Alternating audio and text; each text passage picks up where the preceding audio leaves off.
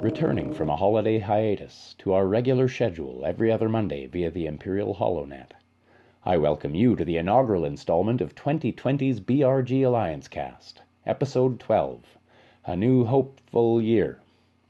I'm Char Nimbus of Gin and Juice, noble scoundrel, your humble servant, and the voice of the Ragged Alliance Cast.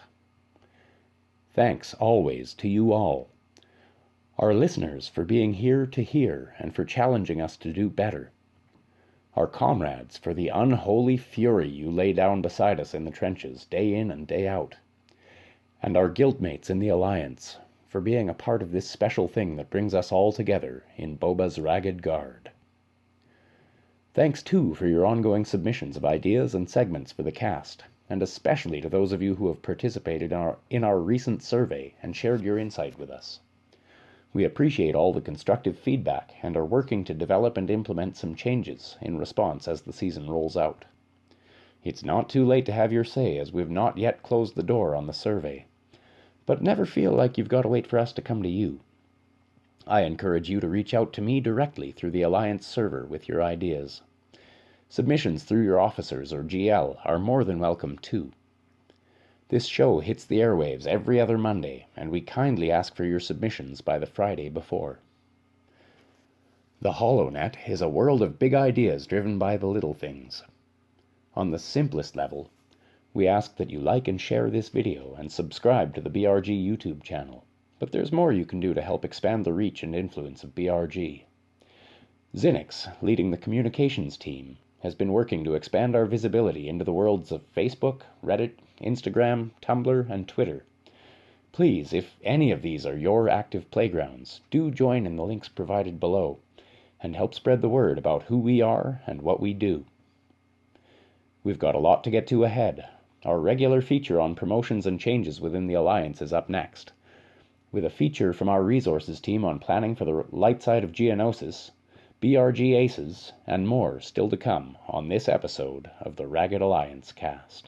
We, on the cast crew, were fortunate enough to be able to take a short break as the new year rolled in, but the rest of the Alliance wasn't so lucky. A lot has been going on in the meanwhile. Let's check in and see what's new with BRG since the holidays. I'm big on dealing with the hard news first. Lightsaber Kings have folded, mostly due to engagement, communications, and recruiting issues, with some members moving on but a large segment of their membership shoring up the ranks of guilds across the Alliance.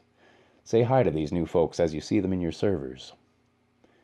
This has brought the Alliance a renewed focus on engagement between BRG and the various member guilds. This has brought some new promotions from within our guilds to Alliance staff positions. Big thanks to Tumnus of Space Dragons, Matt Johns of Tatooine Tumbleweeds, and Blaster08 of the Wampa Den for stepping up to fill vacancies in our guild liaison team, and also to Jay West of the Wampa Den for joining Gorgatron's resource team.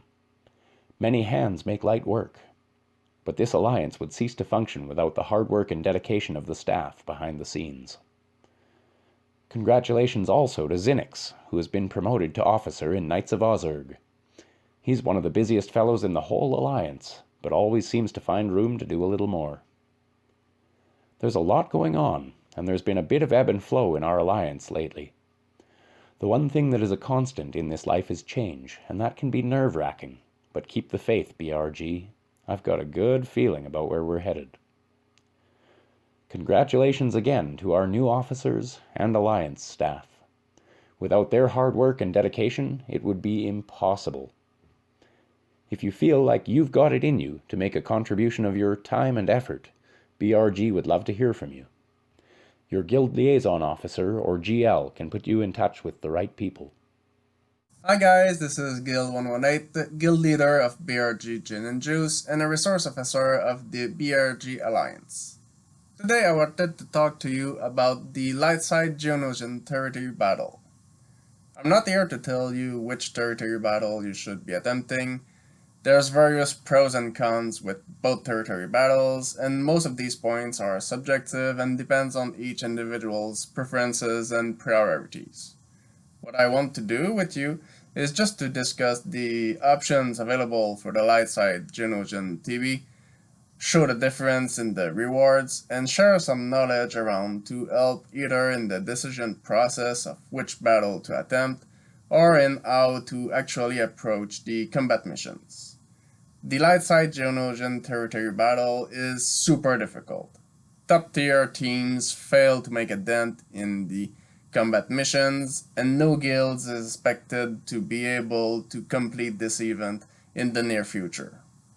Still, it is possible to do fairly well in the event and reap valuable rewards. One way to do so is with careful planning and execution. Not expecting much from the combat missions is a safe approach that allows you to estimate a realistic objective to focus on and create a strategy on how to achieve it. The plan Gin and Juice used during the last territory battle was to hold most of the territories at 0 stars until the time was right to optimize the star counts. It may sound counterproductive at first, but rushing in and hoping to pound your way through is not going to give you anything good. With proper planning and the cooperation of every guildmates, you can obtain great rewards that stand up against what you would get with near maximum stars on HOT. Like I said before, whether you value more the Mark 1 or Mark 2 tokens is all up for debate, but both options are available to you. As for which teams to actually use in the combat missions, that's a more difficult topic. There's various theories out there for what could potentially work, but as you can see, whether they actually work is another thing. One relatively popular team is Jedi Training Ray, BB-8, C-3PO, R2-D2, and Finn, and to control the turn meter of the enemies with exposures, raise special attack, or simply by stunning them. This team can supposedly work at Gear 12, and you can boost your chances with speed and crit chance mods, but you'll still need some luck. Another team that seems to be getting quite good and reliable results is the Padme team. You still need a lot of speed with these guys, but this team seems to have a good success rate. Anything lower than Gear 13 is going to have a hard time in the territory battle, regardless of which team you're using. So this is why you shouldn't plan on getting much points from the combat missions themselves. And this is pretty much it, guys. I hope you found this little segment helpful, and I'll see you on the holo table. BRG Aces showcases the Most impressive. moments from guilds across the Alliance as noticed by your officers and guildmates. This is to say that it's not always about roster size and having all the best Zetas, but making the most out of what you do have, and playing with heart so big your mates and officers take notice. We also feature those accomplishments that display our guild's progress striving towards endgame content, with a splash of real life when it matters most, mixed in. We are an alliance of guilds and find strength in that diversity. Each guild, while united in purpose, intent, and perspective, goes about things in their own way. That said, big thanks to Nav Cirque, whose system of measuring territory wars performance has caught on with many of our guilds. To recap, Nav's system is geared to offset the game's scoring bias towards setting defenses. This system scores defensive banners at 1/4 portion each, offensive banners at 1.5 portions each, and each successful defense is worth 10 full portions. With that in mind, we'll take a look at territory wars first to find our BRG aces. There's a lot to cover here, and plenty of gaps too given the holidays, but we'll look at this one guild at a time. We'll start with Sent by Ravens. They notched their 4th straight win December 27th, thanks in part to top performer and MVP Maul Kelly Jr.'s record-setting 437.5 points. This was followed up by a year-end, down-to-the-wire, knockdown, drag-out, heart-wrenching loss, in which Maul Kelly Jr. bested his record, pushing it to 515.5. They have followed this up with another win into this year, thanks in part to MVP Judah Slasher at 334 points, and, most recently, a loss today, in which MVP Judah Slasher racked up another 349. But newcomer Chris A Sunday Fire, the newest member of the guild, was in hot pursuit behind Judah and Sebi, scoring 311 points of his own. Next up, Space Dragons just notched their belt in a territory war on January 16th. Notably, Incy Dancer set a squad that took 10 tries to bring down, and top performer Manho Fung scored 306.5 points. Mandalorians Inc. are off to a good start this year with a pair of wins. Their first campaign this year was championed by Garrett Jax with 471 points. Their second was led by Dark Master with 343 points, but they had a notably good run on defense, managing 46 successful defenses. Their run today was a hard-fought wash, but MVP Benji managed 324 banners all the same. Xandalus Gosselar of Wayward Knights managed to tie up 8 fleets with this little doozy a few weeks back. Knights of Ozurg made their last campaign of 2019 count, doling out a dirty licking along with a full clear. Look at that score. They scored more than double the poor fools they were up against. Livin' La Vida Yoda pulled a full clear on New Year's Eve also. This one against a guild whose GP exceeded their own by a full 25 million, bringing them to a stunning 45-2 on the year. Outstanding work. Also on New Year's Eve, Laxed Out Pros, Till and Berserk Hodo combined for 20 battles between their 2 squads of Geonosians. Those bugs just don't quit. Finally, my own Gin and Juice has been very busy. We finished 2019 strong with a pair of wins. The first, Tree 11 was our top performer at 407.5 points. In the second, guild leader Gil 118 scored 472.5 with 8 successful defenses. Kaladin Stormbringer stopped 17 attackers plus the one that got through with this modest Darth Revan and Malak squad. Zarkon 47's beastly Malak managed another 10 attackers, and Aldershot set the single squad that kept our opponents out of our fleets, managing 8 defenses and a stall. We all combined for a guild record 112 successful defenses. We followed all this up with another win to start off 2020 on the right foot against a guild with a feeder, thanks in part to MVP Tree 11 who scored 398 points, and also to an outstanding defensive performance or 3 by Notorious, Nokna Mora Tvojo Okta, and Zarkon 47.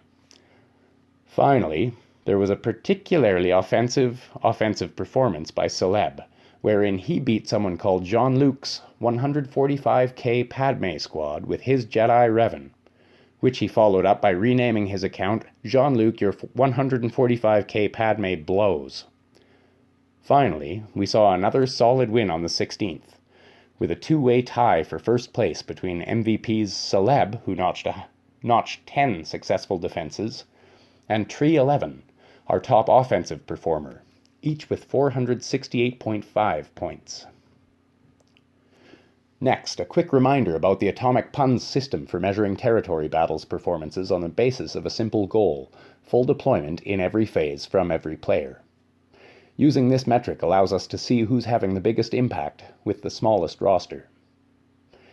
In the last Darkside Geonosis territory battle, Gin and Juice scored 19 stars, thanks in part to top performances from Jaded ATB, who managed 220% of the goal, and Aldershot, who was number 1 in combat waves, with 62 completed. In the recent Lightside battle, some highlights from Hoth were Mandalorians Incorporated's 31 stars, Censored and Hope's 44, which fell within a few million points of their target full completion. That mark was not too far to reach for the improbability of Porgs. Nice work, Porgs. On Geonosis, Livin' La Vida Yoda scored 7 stars and nearly more. Laxed Out Pros and Gin and Juice each scored 8. Wayward Knights managed 9, and Knights of Ozurg managed 11 stars. Folks, there are guilds that are much more hardcore than our alliance tends to be that have trouble managing 11 on the light side of Geonosis. Remember, there is no way to beat this thing yet. It would take a guild full of 50 players each, with a much higher GP total than the single highest player globally today. It's a meat grinder, but as Guild 118 reminds us, there's room to get some good work done there. Finally, there are some big milestones to share, both on and off the holotables.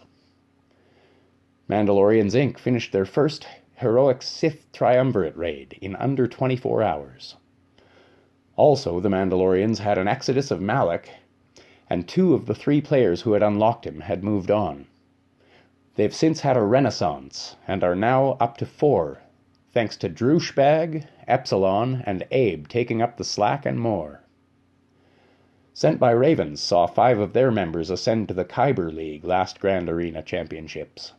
Congratulations to Jester Prophet, Judah Slasher, Bale Rit SBR, Sebi, and Beast 668. Finally, it brings me great pleasure to introduce BRG to our newest youngling. Mark Solo of Space Dragons and his wife Joanna brought baby Shelby into the world on the 27th December. She weighed 6 pounds 2 ounces and was 19.5 inches tall the day she first greeted the world. I'm happy to report that there were no complications and that both mommy and baby are happy and healthy. Congratulations, Mr. and Mrs. Mark Solo. You've unlocked your relic, baby Shelby. Congratulations to all of our BRG aces. Reached a new pinnacle in a territory battle? Have a ravenous pack of solid Kyber GAC certified overachievers? Finally passed another new milestone? Help your guildmates get the recognition and prestige they deserve. Remind your officers to let us know about the moments that make you go, Yahoo! So that we can share them here and we can celebrate each other's successes together. Finally, there's been a lot of new content released into the Star Wars galaxy over the last few months.